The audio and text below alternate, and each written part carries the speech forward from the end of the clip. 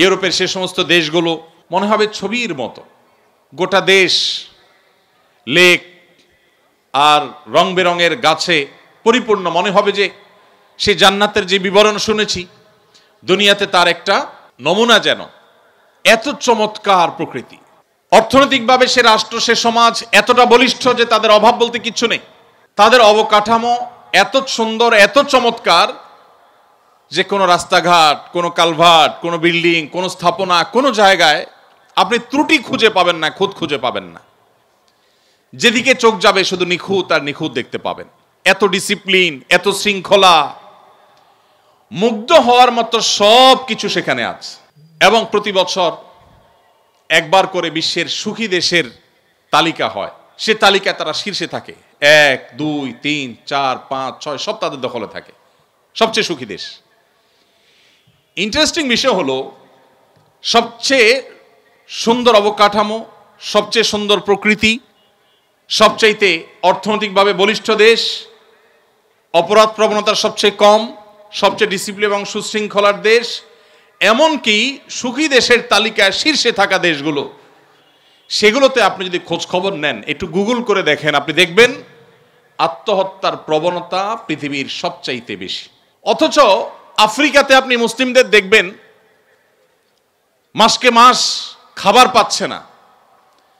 তাদের দেশের মাটির নিচে থাকা খনিজ সম্পদ পৃথিবীর মোড়ল দেশগুলো লুণ্ঠন করছে শান্তি রক্ষার নামে, যেটা ওপেন সিক্রেট, আপনারা সবাই জানেন।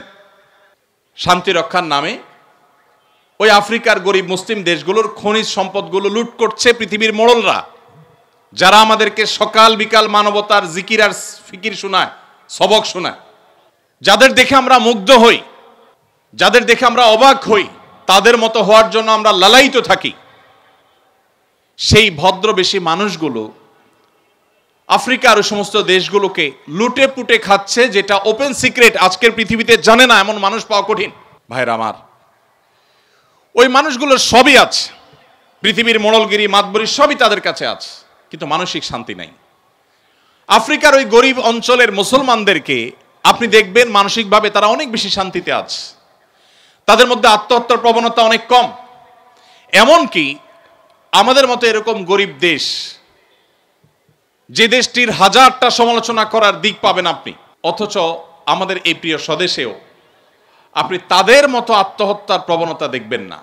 আপনি যদি জাপানে, কোরিয়াতে যান, পৃথিবীর সবচেয়ে সভ্য ভদ্র মানুষ বলা হয় জাপানিজদেরকে, কোরিয়ানদেরকে, তাদেরও একই অবস্থা, এত সুন্দর নেচার, সব কিছু সুন্দর, কিন্তু কেউ বাঁচতে চায় না, মানসিক সুখ নাই। তাদের জীবন তারা কতটা উপভোগ করতে পারছেন, এটা নিয়ে আপনি যদি একটু উন্মুক্ত মনে স্টাডি করেন, আপনার কাছে দিন আলো মতো পরিষ্কার হয়ে যাবে। মুহাম্মদ সাল্লাল্লাহু আলাইহি সাল্লাম যে কাজটি করেছেন সেটি হলো পৃথিবীর মানুষকে আল্লাহর গোলামি এবং দাসত্বের পথে এনে রেখে গেছেন। আর আল্লাহর দাসত্ব করা মানুষ আর কারোর দাসত্ব করে না। তার চাইতে স্বাধীন আর কেউ হয় না, তার চাইতে শান্তিতে আর কেউ থাকে না, তার চাইতে মানসিক সুখ আর কেউ লাভ করে না। এই জিনিসটি মুহাম্মদ সাল্লাল্লাহু আলাইহি সাল্লাম আমাদেরকে দিয়ে গেছেন।